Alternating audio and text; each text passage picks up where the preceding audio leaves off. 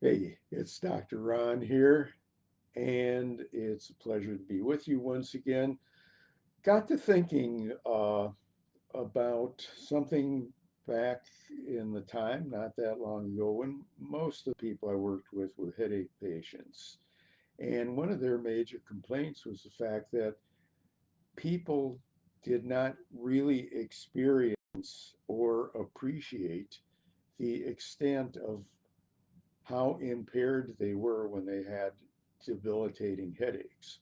Part of that is the fact that the same terminology is used, so that somebody like myself who gets very few headaches, which is a relative rarity in the headache field actually, but somebody like myself, it's important to recognize that what I experience when I get a headache and am able to continue working is not the same thing as someone who gets a severe migraine attack and is puking all over the place, as well as being in severe pain, or who has a cluster headache bout, and can't find a comfortable position, and so on.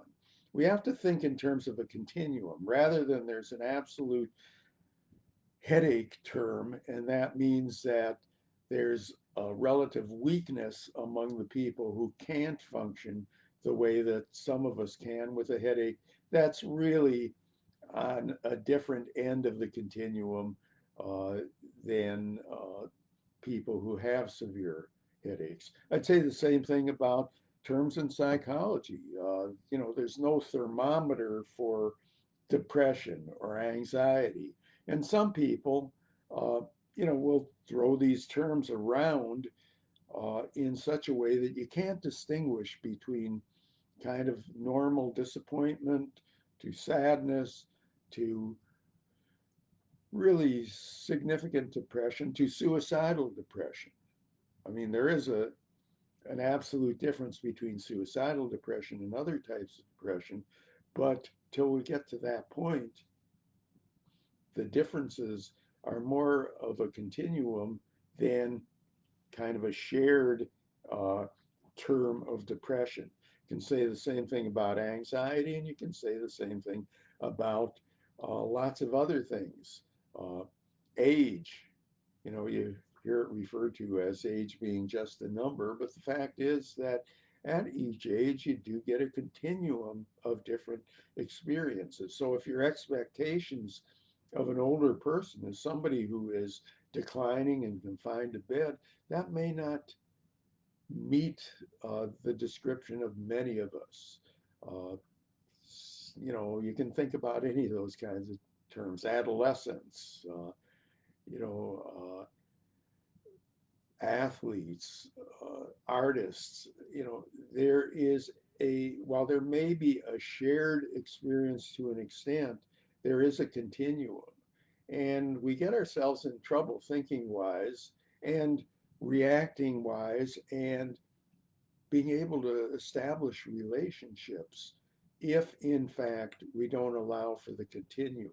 So, experience the continuum is much more likely to be true than absolutes. And, while there are certainly some things that where there are, you know, uh, absolute differences, polar opposites, uh, measurable differences, that's not always the case, least from the standpoint of objective measurements.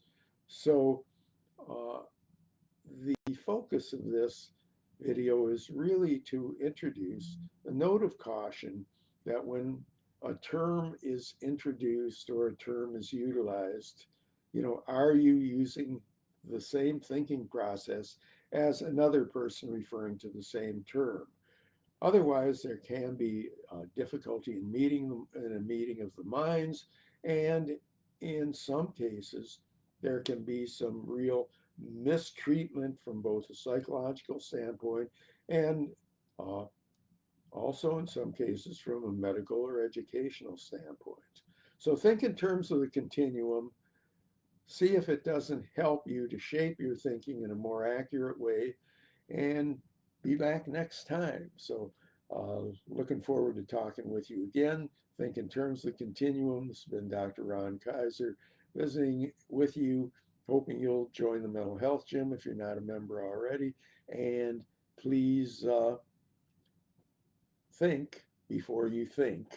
And when you think, make sure if it lends itself to a continuum that that's how you think. Take care. See you next time.